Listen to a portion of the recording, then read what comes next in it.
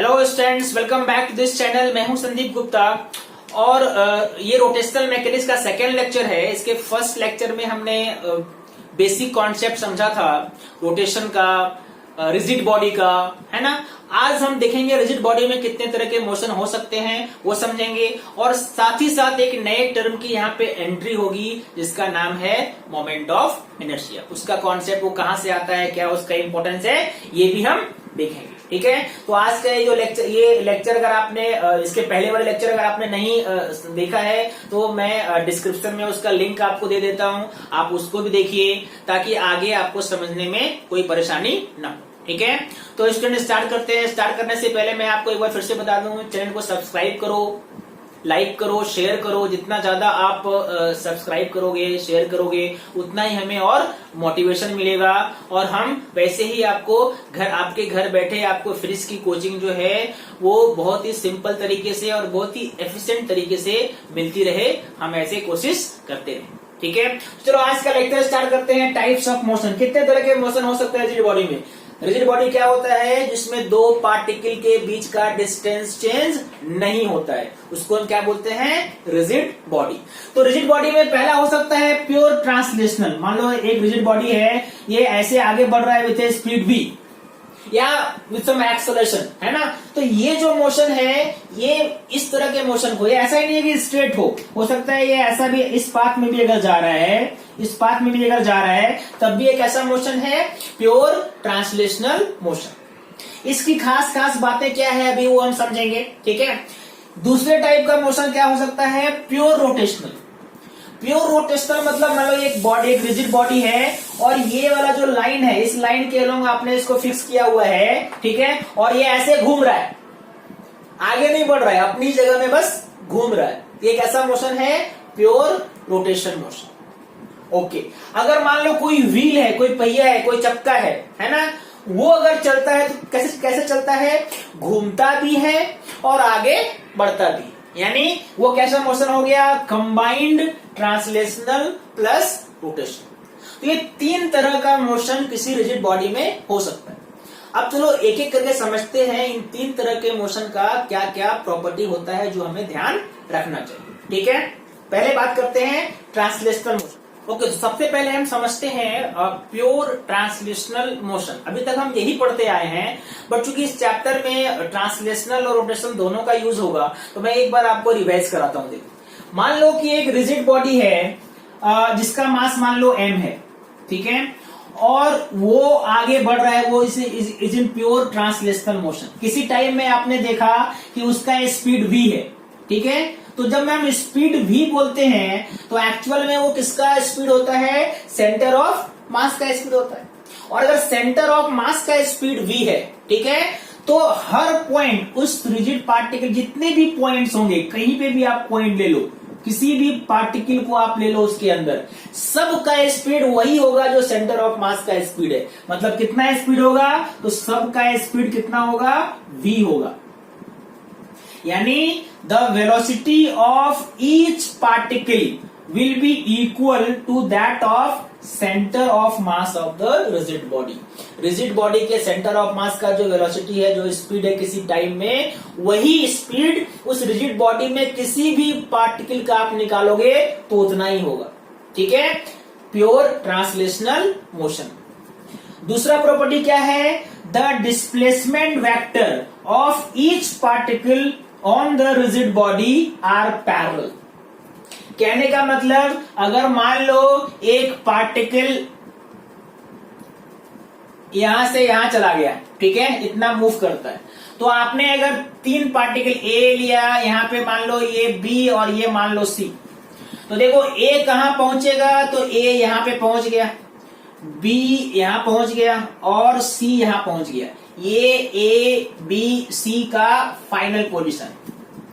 तो अगर आप ध्यान से देखो तो ये तीनों वेक्टर आपस में कैसा है, ये तीनों डिस्प्लेसमेंट आपस में पैरेलल है, डिस्प्लेसमेंट वेक्टर्स पैरेलल। ऐसा क्यों है, क्योंकि तीनों का वेलोसिटी सेम है, तीनों का एक्सेलरेशन अगर होगा तो वो भी सेम होगा, है ना, इसलिए इन तीनों का डिस्प्लेसमेंट इक्वल है और सेम डायरेक्शन में है।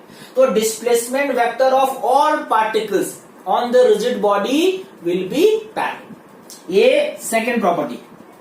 थर्ड क्या है, the velocity of any particle with respect to other particle on the rigid body is 0।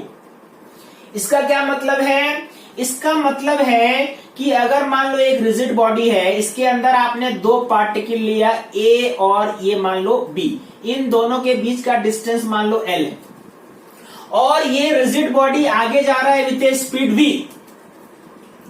तो आगे ये रिजिड बॉडी के आगे जाने से इस मोशन में ए और बी के बीच का डिस्टेंस चेंज हो रहा है क्या, ए और बी के बीच का डिस्टेंस चेंज नहीं हो रहा है। क्यों नहीं हो रहा है, क्योंकि बी का भी उतना ही स्पीड है। अगर आप देखो तो बी का भी स्पीड कितना है, बी का स्पीड भी v है और ए का स्पीड भी v है। तो ए के रिस्पेक्ट में बी का स्पीड क्या हो जाएगा, v माइनस वी 0। मतलब ए के रिस्पेक्ट में बी रेस्ट में रहे या बी के रिस्पेक्ट में ए रेस्ट में। तो रिजिड बॉडी अगर प्योर ट्रांसलेशनल मोशन में है तो उसके सभी पार्टिकल्स, रिजिड बॉडी अगर प्योर ट्रांसलेशनल मोशन में है तो उसके सभी पार्टिकल्स एक दूसरे के रिस्पेक्ट में रेस्ट में होते हैं। ठीक है, ये नेक्स्ट प्रॉपर्टी। आपने न्यूटन्स लॉ जब आप लगाते हो तो आपने ये किया है, F इक्वल टू क्या लगाते हैं, m इंटू ए। ठीक है, आप इसको रिजिड बॉडी के लिए क्या लिखते हो, F centre of mass equal to m into a centre of mass. ठीक है, अगर मान लो ये रिजिड बॉडी, कोई एक रिजिड बॉडी है, ठीक है, जिसका मास m है, उसको आपको v स्पीड देना है। ठीक है, इस कॉन्सेप्ट को समझो, है ना। मान लो एक रिजिड बॉडी है, इसका मास m है, अभी ये रेस्ट में है, आपको इसको v स्पीड देना है। आप चाहते हो कि वो v स्पीड से मूव करे, तो आपको कितना काइनेटिक एनर्जी देना पड़ेगा इसको, आपको इसको काइनेटिक एनर्जी कितना देना पड़ेगा, हाफ m v स्क्वायर, है कि नहीं। अगर आप मतलब ये हाफ काइनेटिक एनर्जी देने का मतलब क्या हुआ, आपने इतना वर्क किया, आपने कितना वर्क किया, उसको v स्पीड देने के लिए हाफ m v स्क्वायर। अगर m छोटा है, m अगर कम है तो आपको हाफ m v स्क्वायर कम आएगा, मतलब आपको कम काम करना पड़ेगा। अगर m ज्यादा है तो आपको ज्यादा काम करना पड़ेगा। किसका कहने का मतलब है कि अगर मेरे पास एक स्मॉल ऑब्जेक्ट है और ये बड़ा ऑब्जेक्ट है, ठीक है, मान लो ये स्मॉल m है, ये कैपिटल M है, हम चाहते हैं दोनों को v स्पीड दिया जाए। ठीक है, तो किसमें आपको ज्यादा काम करना पड़ेगा, जिसका मास ज्यादा है, इसका एनर्जी ज्यादा हो जाएगा, half m v square capital M है, इसका वैल्यू ज्यादा है। यानी इसमें और इसमें जब आप इसको मूव करते हो तो इसका इनर्शिया कम है और इसका इनर्शिया ज्यादा है। यही पढ़ते हैं ना हम, इसको मूव करने के लिए हमें ज्यादा कष्ट होगा, हमें ज्यादा ताकत लगाना पड़ेगा क्योंकि वो ज्यादा इनर्शिया आपको दे रहा है। यानी m जो है, चूंकि इसका m बड़ा है, मतलब इसका इनर्शिया ज्यादा है, तो हमें ज्यादा काम करना पड़ेगा, ज्यादा वर्क करना पड़ेगा। इसका इनर्शिया कम है तो हमें कम करना पड़ेगा। मतलब ट्रांसलेशनल मोशन में कितना हमें काम करना पड़ेगा ये डिपेंड करता है उस बॉडी का इनर्शिया कितना है। ठीक है, और इनर्शिया कैसे हम लोग मेजर करते हैं, मास से। प्योर ट्रांसलेशनल मोशन में इनर्शिया किससे मेजर करते हैं, मास से। जिसका मास ज्यादा उसका इनर्शिया भी ज्यादा, जिसका मास कम उसका इनर्शिया भी कम। ठीक है, ये है प्योर ट्रांसलेशनल मोशन जो आप पढ़ चुके हैं, लेकिन रोटेशन को समझने के लिए इसका रिवीजन जरूरी था। अब चलो आते हैं नेक्स्ट टाइप जो है प्योर रोटेशनल मोशन। ओके, अब देखो दूसरा टाइप का जो मोशन है रिजिड बॉडी में, वो देखते हैं जब प्योर रोटेशन हो रहा है। प्योर रोटेशन का मतलब क्या होता है, जैसे मान लो एक रिजिड बॉडी है और आपने यहाँ पे इसको ऐसे फिक्स कर दिया और ये ऐसे घूम रहा है। ठीक है, ये रिजिड बॉडी है, ये एक्सिस है और इसके चारों ओर ऐसे ये घूम रहा है। तो अगर ये रिजिड बॉडी एग्जांपल आप देख सकते हो, जैसे कि मान लो मैंने ये लिया, ठीक है, और ये ऐसे घूम रहा है। ठीक है, इस एक्सिस के अलोंग आपने फिक्स कर दिया इसको और ये ऐसे घूम रहा है। ठीक है, तो अगर इस तरह से ये रोटेट करता है, प्योर रोटेशन हम कब बोलेंगे, प्योर रोटेशन हम तब बोलेंगे जब एक्सिस ऑफ रोटेशन, देखो एक्सिस ऑफ रोटेशन रेस्ट में है, मतलब आपने इसको फिक्स कर दिया। एक्सिस क्या है, फिक्स है, ये एक्सिस जो है फिक्स्ड है। अगर मैं बोलता हूं एक्सिस, उसका क्या मतलब है वो देखो। अगर आप देखो तो कोई भी पार्टिकल, मान लो मैंने यहां पे एक पार्टिकल लिया m1, यहां पे एक पार्टिकल लिया m2, या यहां पे एक पार्टिकल लिया m3, तो आप देखो तो m1 के घूमने का सर्कल ये है, इसके चारों ओर ऐसे घूम रहा है, m2 के घूमने का ये सर्कल है और m3 के घूमने का ये सर्कल है। हर पार्टिकल के घूमने का अपना अलग अलग सर्कल होगा, सब अलग अलग सर्कल में घूम रहे हैं। लेकिन खास बात क्या है, हर सर्कल का सेंटर जो है वो एक कांस्टेंट लाइन में, एक फिक्स लाइन में है। ऐसे ही अगर आप सबके सेंटर को आपस में मिला दो तो बनता है एक्सिस ऑफ रोटेशन। कहने का मतलब एक्सिस ऑफ रोटेशन वो लाइन है जहां पे हर पार्टिकल का जो सेंटर है, ठीक है, हर पार्टिकल के सर्कुलर पाथ का सेंटर लाई करता है। ठीक है, देखो मैंने यहां पे लिखा है the centre of the circles of all particles lie on the axis of rotation. अब चूंकि ये रिजिड बॉडी है, ये सब एक साथ घूमेगा। एक साथ घूमने का मतलब है किसी भी टाइम में एंगुलर वेलोसिटी हर पार्टिकल का सेम होगा, चाहे पार्टिकल m1 हो, m2 हो, m3 हो, कोई भी पार्टिकल हो, all are moving with same angular velocity. जो हो सकता है एंगुलर वेलोसिटी कांस्टेंट हो या चेंज हो रहा हो, लेकिन किसी भी टाइम में अगर आप देखोगे चेंज भी हो रहा है, तो किसी एक टाइम में अगर देखोगे तो जितने भी पार्टिकल उस रिजिड बॉडी में हैं, सबके पास सेम एंगुलर वेलोसिटी होगा। ठीक है, अच्छा, एंगुलर वेलोसिटी चलो सबका सेम ले लिया। लीनियर वेलोसिटी, तो लीनियर वेलोसिटी मान लो इसका, मैंने यहाँ पे लीनियर वेलोसिटी मान लो इसका लिखते हैं v1, इसका लिखते हैं v2 और इसका लिखते हैं v3। तो क्या लीनियर वेलोसिटी भी सबका सेम होगा? नहीं। आपको मालूम है लीनियर वेलोसिटी का फॉर्मूला क्या होता है, v equal to r omega. अगर ध्यान से देखो तो सबका आर अलग है, इसका आर ये मान लो R1 है, ये R2 होगा, ये R3 होगा। यानी यहां पे v1 equal to R1 omega, v2 equal to R2 omega, v3 equal to R3 omega. मतलब लीनियर वेलोसिटी सेम नहीं है। क्या सेम है? Angular velocity same. हर पार्टिकल का एंगुलर वेलोसिटी सेम है, बट लीनियर वेलोसिटी डिफरेंट है। Linear velocity of all particles may be different, but all the particles move around the axis with same angular velocity. Angular velocity क्या होगा? Same होगा।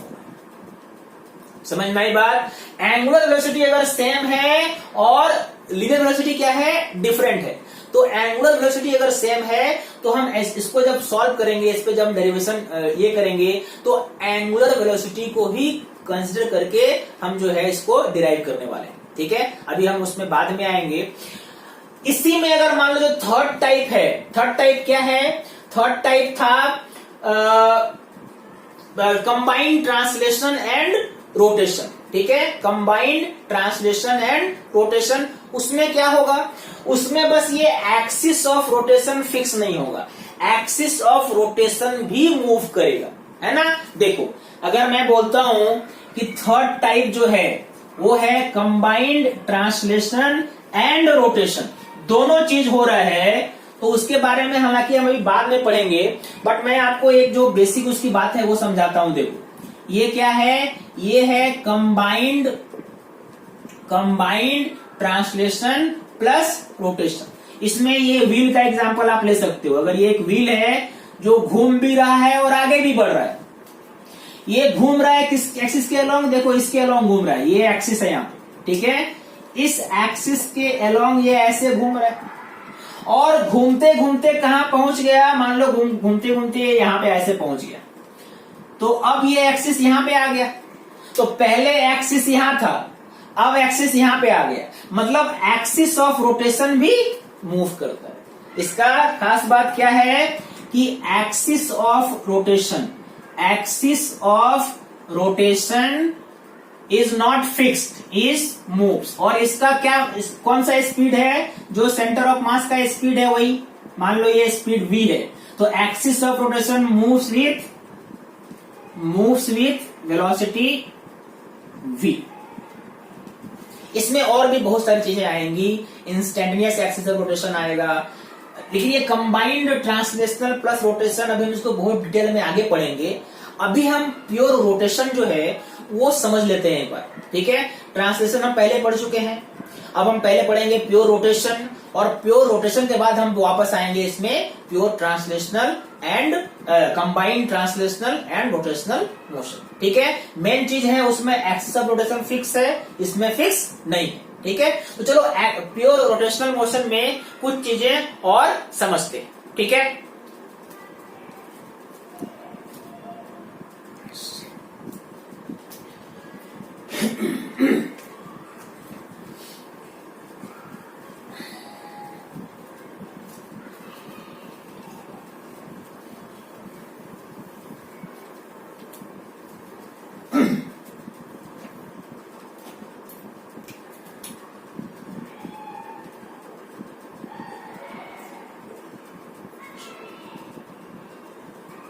देखो pure rotational motion को पहले हम समझेंगे, इसमें क्या क्या कॉन्सेप्ट आएगा, क्या क्या नए नए टर्म्स आएंगे, टॉर्क आएगा, मोमेंट ऑफ इनर्शिया आएगा, ठीक है। इस कॉन्सेप्ट को समझ के इस पे कुछ हम लोग थोड़ा एक बार अपना बेस तैयार कर लेते हैं, उसके बाद हम जाएंगे कंबाइंड मोशन पे, ठीक है।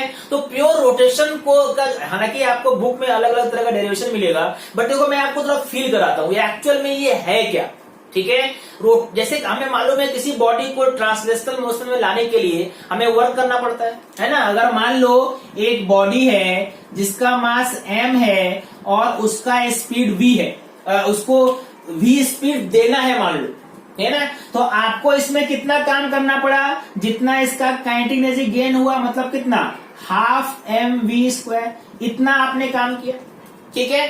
और ये जो वर्क डन है, ठीक है, ये जो वर्क डन है ये एक्चुअल में डिपेंड करता है इनर्शिया पे। अगर मान लो सेम स्पीड देना है अलग अलग मास के ऑब्जेक्ट पे, तो जिसका मास ज्यादा होगा वो ज्यादा रेसिस्ट करेगा, उसमें ज्यादा वर्क डन करना पड़ेगा, और जिसका मास कम होगा, उसका इनर्शिया कम होगा, उसमें थोड़ा कम वर्क डन करना पड़ेगा। यही चीज अगर हम रोटेशन के हिसाब से समझें, अगर ट्रांसलेशनल मोशन में हमें काम करना पड़ रहा है तो किसी बॉडी को रोटेट करने के लिए भी काम करना पड़ेगा। मान लो मैंने एक रिजिड बॉडी लिया जिसमें बहुत सारे पार्टिकल्स हैं, है ना, मान लो ये m1 m2 m3 ऐसे n पार्टिकल्स हैं, ओके। तो अगर ऐसे n पार्टिकल्स हैं और हम चाहते हैं कि इस एक्सिस के अलोंग ये ओमेगा स्पीड से घूमे, तो अगर ये ओमेगा स्पीड से आप घुमाना चाहते हो तो जितने भी पार्टिकल हैं सबका स्पीड होना चाहिए ओमेगा। तो अभी आपने क्या देखा, प्योर रोटेशन में जितने भी रिजिड बॉडी में जितने भी पार्टिकल हैं सबका एंगुलर स्पीड कॉमन होता है। तो ये भी घूमेगा इस सर्कल पे ओमेगा के स्पीड से, ये घूमेगा इस सर्कल में ओमेगा के स्पीड से, ये ऐसे घूमेगा ओमेगा के स्पीड से, ठीक है, और ऐसे ये भी घूमेगा ओमेगा के स्पीड से, ठीक है। सब घूम रहे हैं, सब घूम रहे हैं ओमेगा के स्पीड से। तो घुमाने में आपको कुछ तो वर्क करना पड़ेगा। कितना वर्क करना पड़ेगा, जितना इनके पास काइनेटिक एनर्जी है। काइनेटिक एनर्जी कितना है, तो मान लो इसका स्पीड आपने v1 माना, इसका स्पीड v2, इसका स्पीड v3 और इसका स्पीड v4। तो इसके पास कितना काइनेटिक एनर्जी हो जाएगा, हाफ m1 v1²। इसको आपने कितना दिया, हाफ m2 v2²। इसको कितना दिया, हाफ m3 v3², और इसको दिया हाफ mn vn, लिखता हूं vn²। ऐसे सारे पार्टिकल को आपने इतना काइनेटिक एनर्जी दे दिया। तो अगर आप काइनेटिक एनर्जी पूरा निकालो तो कितना निकलेगा, 1/2 m1 v1² plus 1/2 m2 v2² plus 1/2 m3 v3², और ऐसे ही आगे बढ़ते बढ़ते कहां तक पहुंचे आप, mn vn², ठीक है।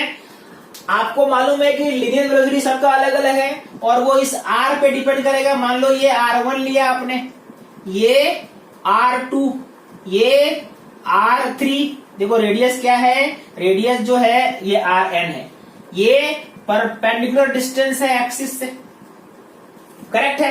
तो v का फॉर्मूला आपको मालूम है r ओमेगा होता है, यानी v1 v2 अगर सब जगह आप ये करो तो काइनेटिक एनर्जी का फॉर्मूला क्या आया, 1/2 m1, v1 की जगह हम क्या लिखेंगे, r1² ओमेगा² प्लस 1/2 m2, फिर यहां देखो v2 आ गया, v2 क्या हो जाएगा r2 ओमेगा, ठीक है, तो r2 स्क्वायर ओमेगा स्क्वायर। वैसे ही v3 क्या हो जाएगा r3 ओमेगा, मतलब 1/2 m3 r3 omega square, omega सबका सेम है ना।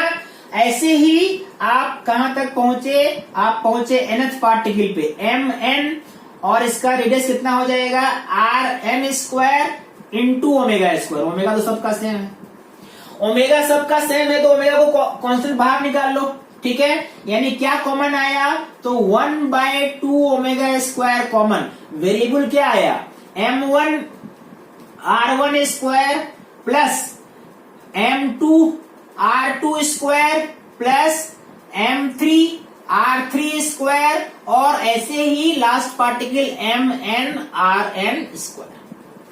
अब जरा सा इसको पहले वाले काइनेटिक एनर्जी से कंपेयर करो। जब प्योर ट्रांसलेशनल मोशन आपने पढ़ा था तो काइनेटिक एनर्जी क्या था 1/2 mv स्क्वायर। v क्या था, वेलोसिटी था, और m था इनर्शिया। जिसका ये m ज्यादा था उसमें ज्यादा एनर्जी लगा, जिसका m कम था उसमें कम लगा, यानी ये कितना रेसिस्ट करता था उसका ये क्या है, एक मापदंड है। वैसे यहां पे देखो काइनेटिक एनर्जी में हाफ ओमेगा स्क्वायर, स्पीड तो आ गया, यानी ये जो टर्म है यहाँ पे, ये जो पूरा टर्म आया यही बताएगा कि किसी बॉडी को घुमाने में कितना उसने रेसिस्ट किया होगा और हमें कितना एनर्जी खर्च करना पड़ेगा बॉडी को रोटेट करने के लिए। ये वाला क्वांटिटी जिसका ज्यादा होगा उसमें ज्यादा एनर्जी लगेगा, और ये क्वांटिटी जहां पे कम होगा उसमें कम लगेगा। तो यही जो क्वांटिटी यहाँ पे आया है इसी को हम एक्चुअल में क्या लिखते हैं, इसको लिखते हैं 1/2 आई ओमेगा स्क्वायर। आई क्या है, आई ये है m1 r1 square plus m2 r2 square, ऐसे जो आपने लिखा। ये आई क्या है, ये वहां पे इनर्शिया था, इसी को हम यहाँ पे क्या बोलेंगे, मोमेंट ऑफ इनर्शिया। और यही मोमेंट ऑफ इनर्शिया बताएगा किसी बॉडी को रोटेट करना आसान है या मुश्किल है, उसमें कम ताकत लगेगा, कम हमें वर्क करना पड़ेगा या ज्यादा वर्क करना पड़ेगा, ठीक है। जिसका आई कम होगा उसको आराम से हम रोटेट करा सकते हैं, और जिसका आई ज्यादा होगा उसको रोटेट कराने में हमें ज्यादा वर्क लगेगा। तो ये जो आई है मोमेंट ऑफ इनर्शिया, ये मास पे ही नहीं आर पे भी डिपेंड करता है। पहले ट्रांसलेशन में बस मास था, यहां मास के साथ साथ आर है। आर मतलब distance from the axis, axis से कितना डिस्टेंस है, यानी इस पार्टिकल को घुमाने में अलग ताकत लगेगा, इसको घुमाने में अलग लगेगा, इसको घुमाने में अलग, सबका इनर्शिया डिफरेंट है। और सबके इनर्शिया को ऐड कर दो तो पूरे बॉडी का इनर्शिया आ जाएगा, जिसका नाम है मोमेंट ऑफ इनर्शिया। यानी मोमेंट ऑफ इनर्शिया का जो कॉन्सेप्ट है वो यही है। अगर मान लो मैं इसको अब फॉर्मूला की तरह लिखूं तो आपको मालूम है कि कौन सा फॉर्मूला आने वाला है। फॉर्मूला क्या आएगा, फॉर्मूला आएगा moment of inertia I equal to m1 r1 square plus m2 r2 square, और यही जितने भी पार्टिकल होंगे सबका इंडिविजुअली निकाल के हम ऐड करते हैं। समेशन में आप ऐसे लिख सकते हो, summation of mi ri square, i starts from 1 to n।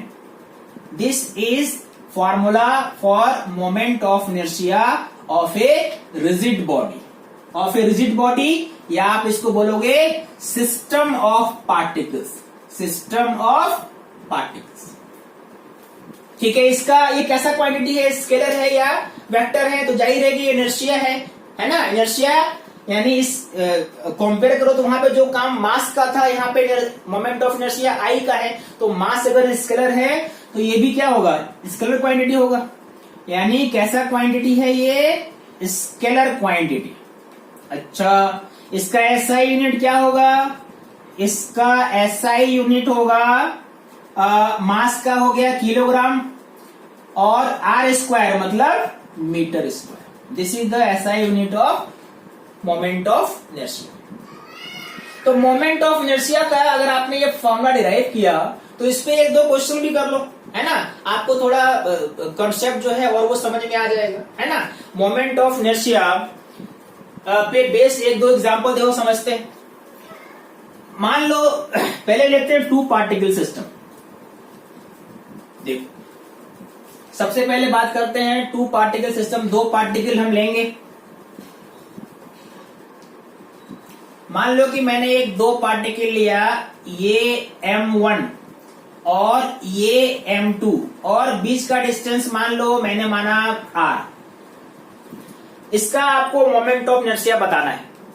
तो मोमेंट ऑफ इनर्शिया बताने के लिए सबसे पहले चाहिए एक्सिस, एक ही एक्सिस के अलोंग, ठीक है, सॉरी अलग अलग एक्सिस के अलोंग एक ही बॉडी को घुमाने में अलग अलग ताकत लगता है, ठीक है। जैसे मान लो कि अगर मान लो मैं इसको मुझे घुमाना है इस एक्सिस के अलोंग, ऐसे घुमाना है, ये एक्सिस ऑफ रोटेशन है और इसमें घुमाना है, ठीक है। तो इसमें कितना मोमेंट ऑफ इनर्शिया आएगा? तो मोमेंट ऑफ इनर्शिया दो पार्टिकल है, पहला पार्टिकल एक्सिस में ही है, तो पहला पार्टिकल चूंकि एक्सिस में ही है इसलिए इसका कुछ डिस्टेंस नहीं है, that means m1 into 0 square, क्योंकि ये एक्सिस पे ही है। दूसरा एक्सिस से r डिस्टेंस दूर है, मतलब m2 इंटू आर स्क्वायर, यानी इसका कितना हो गया m2 into r square, m2 into r square. This is moment of inertia of the system, अगर आप इस एक्सिस के अलोंग इसको घुमाना चाहते हैं, ठीक है। ये पहला एक्सिस, इसको मैं I1 लिखता हूं। अगर मान लो मैंने बोला नहीं ये एक्सिस है, सेकेंड एक्सिस, तो इस बार M2 चूंकि एक्सिस पे है तो M2 का 0 हो जाएगा डिस्टेंस एक्सिस से, तो I2 क्या निकालोगे आप? I2 हो जाएगा M2 इंटू 0 स्क्वायर, और M1 कितना डिस्टेंस दूर है? R डिस्टेंस, यानी इस बार ये क्या आएगा M1 R स्क्वायर।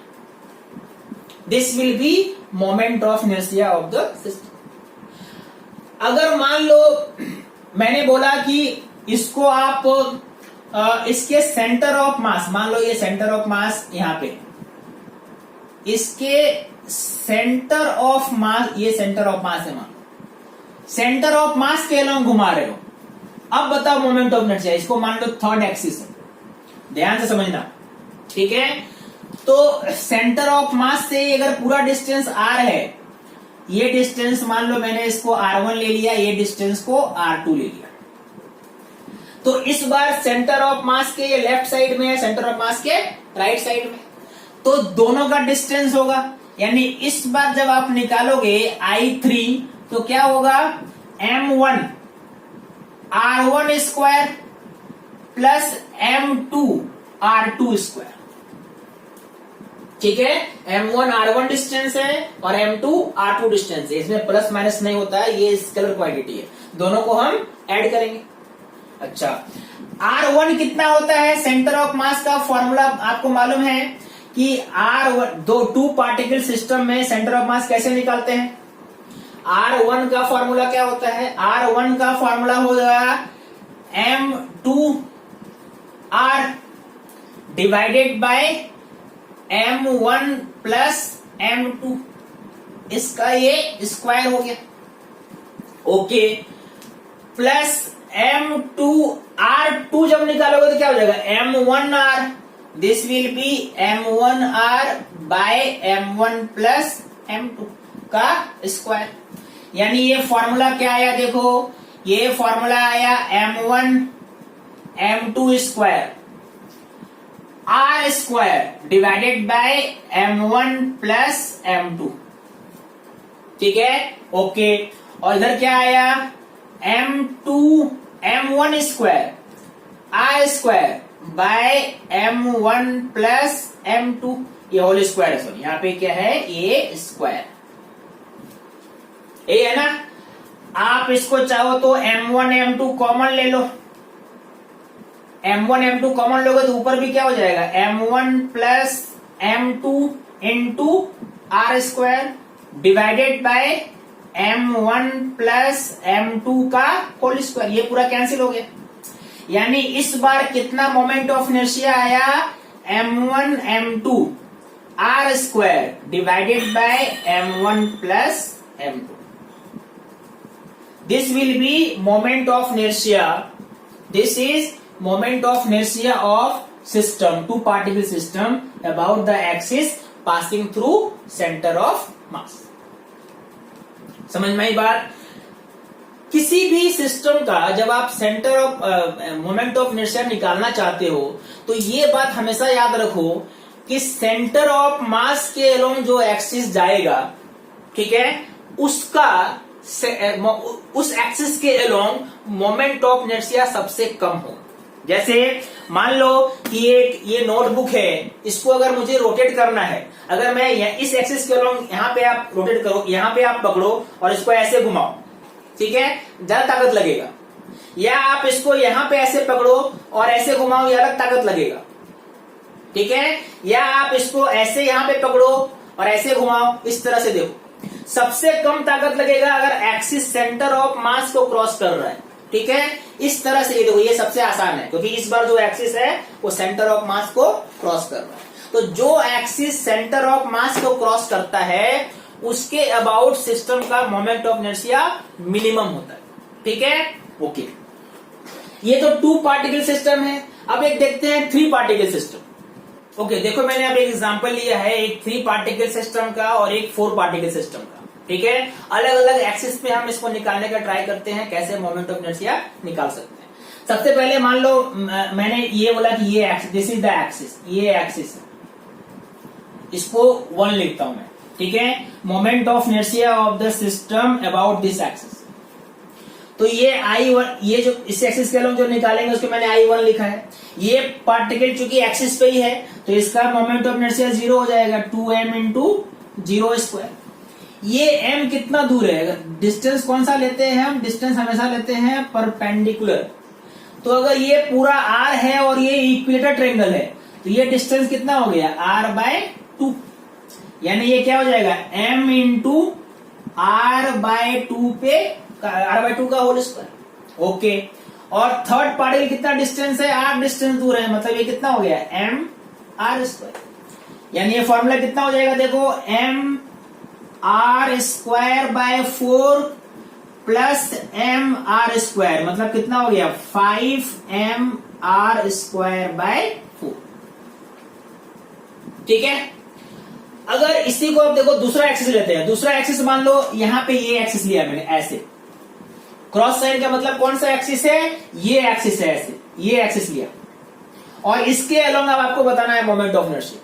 मतलब axis is perpendicular to the plane, axis कैसा है, इस प्लेन के परपेंडिकुलर है, इसको मैं 2 लिखता हूं, ये एक्सिस 2 है ना। ये क्रॉस साइन मैंने बनाया, ये परपेंडिकुलर एक्सिस है। अगर इसके अबाउट मुझे निकालना है, मान लो ये I2 लिखता हूं इसको, तो देखो चूंकि ये परपेंडिकुलर है, ये तो पहला तो ये एक्सिस पे ही है तो इसका 0 हो जाएगा, और चूंकि ये पूरे प्लेन पे परपेंडिकुलर है तो यहाँ पे ये लाइन भी इस पे परपेंडिकुलर होगा और ये लाइन भी परपेंडिकुलर होगा, मतलब ये दोनों डिस्टेंस परपेंडिकुलर है, R और R, this both are perpendicular with the axis. यानी यहाँ पे इसका ये 0 हो गया, m 0 square plus m r square plus m r square, इसका 0, इसका 2m है क्या, हाँ इसका मास 2m है, इसका मास चलो 2m है। तो ये कितना डिस्टेंस है 2m, और ये कितना डिस्टेंस है r, और ये डिस्टेंस r, और ये दोनों क्या है, परपेंडिकुलर है, ठीक है। यहाँ पे परपेंडिकुलर डिस्टेंस ये था, क्योंकि ये एक्सिस प्लेन में था, ये एक्सिस क्या है, प्लेन के परपेंडिकुलर है, इसलिए हम कौन सा दोनों को क्या लेंगे, मानेंगे ये r और ये r, both are perpendicular distance from the axis. तो कितना आंसर आया, ये तो 0 हो गया, ये हो गया 2m r square, m r square कितना हो गया 3m r स्क्वायर, ठीक है। I1 I2। अगर मान लो एक 4 पार्टिकल सिस्टम है, देखो इसको नोट कर लो, देखो अगर मान लो ये 4 पार्टिकल सिस्टम है, सबका मास m है और ये स्क्वायर पे रखा हुआ है आपने, चारों पार्टिकल को स्क्वायर के वर्टिसेस पे आपने रखा है। ओके, और एक्सिस मान लो ये लिया मैंने, दिस इज द एक्सिस, पहला एक्सिस, इसको मान लो 1, फर्स्ट एक्सिस। अगर ये फर्स्ट एक्सिस है तो I1 क्या है बताओ? I1 will be what? क्योंकि ये दोनों एक्सिस पे है तो इनका तो 0 हो जाएगा, और इस M का ये परपेंडिकुलर डिस्टेंस ही है, और ये भी क्या है? परपेंडिकुलर डिस्टेंस ही है। मतलब इन दोनों का बस निकलेगा, इन दोनों का तो 0 हो जाएगा, यानी 2 का तो 0 हो गया, 2 का 0 हो गया, और 2 का डिस्टेंस कितना है? A है, मतलब MA² प्लस MA²। आंसर क्या आया? 2MA²। ये फर्स्ट एक्सिस के अलोंग हुआ। अगर मान लो मैंने दूसरा एक्सिस बोला, तो चलो सेकंड एक्सिस लेते हैं, मान लो सेकंड एक्सिस लेते हैं ये, ठीक है, यहां पे ऐसे बना दिया। इसका मतलब आप समझ जाओ कौन सा एक्सिस है ये वाला एक्सिस है, ऐसे, ठीक है, यानी this axis is perpendicular to the plane of perpendicular to the plane of system of charge, system of particles. तो मान लो इसको मैंने यहाँ पे 2 लिखा, ये सेकंड एक्सिस है, तो I2 कितना हो जाएगा बताओ? अब मालूम है आपको, क्योंकि ये पहले वाला तो ये पार्टिकल तो M0², और बाकी 3 पार्टिकल पे अगर देखो तो तीनों का ये डिस्टेंस जो है ये परपेंडिकुलर है, ये डिस्टेंस भी इस पे परपेंडिकुलर है, और ये कितना डिस्टेंस हो जाएगा? ये चूंकि A है और ये है तो ये क्या हो जाएगा? √2A। दैट मीन्स इसका डिस्टेंस आप A लोगे, ये भी इस पे है परपेंडिकुलर, इसका डिस्टेंस √2A लेंगे, ये भी है परपेंडिकुलर, और इसका डिस्टेंस A लेंगे, वो भी क्या है? परपेंडिकुलर, है ना, क्योंकि ये पूरे प्लेन पे ही एक्सिस क्या है? परपेंडिकुलर है। यानी ये कितना हो जाएगा? इसका अगर निकालेंगे तो MA², इसका निकालेंगे तो M√2A², और इसका अगर निकालेंगे तो MA², यानी ये 0 हो गया। MA², 2MA², 1 2 3 4MA², 4MA²। ऐसे हम moment of inertia 2 particle, 3 particle, 4 particle का किसी भी एक्सिस के अलोंग निकाल सकते हैं। ये बहुत ही इंपॉर्टेंट और सिग्निफिकेंट कॉन्सेप्ट है। इसको आप इस लेक्चर को पूरा देखने के बाद मोमेंट ऑफ इनर्शिया निकालने के लिए कुछ क्वेश्चन भी प्रैक्टिस करो। नेक्स्ट लेक्चर में हम कुछ continuous body, continuous mass distribution वाले बॉडी जैसे रॉड, रिंग, उसका निकालना सीखेंगे मोमेंट ऑफ इनर्शिया। ठीक है, थैंक यू वेरी मच।